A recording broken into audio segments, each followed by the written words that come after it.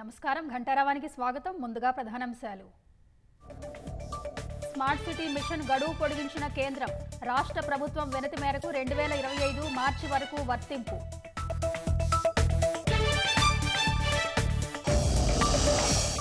అశ్రు నయనాల మధ్య ముగిసిన డిఎస్ అంత్యక్రియలు. భారీగా తరలివచ్చిన అభిమానులు, పార్టీ శ్రేణులు.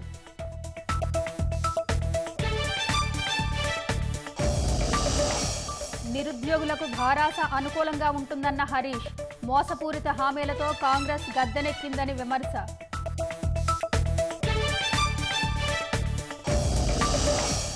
రేపు సమావేశం కానున్న పార్లమెంటు ఉభయ సభలు. నీట్, అగ్నిపథ అంశాలపై ప్రశ్నించనున్న ఇండియా కూటమి.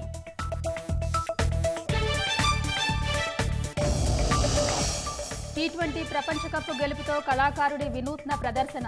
500 క్రికెట్ బంతులతో 20 అడుగుల సైకత శిల్పం రూపకల్పన.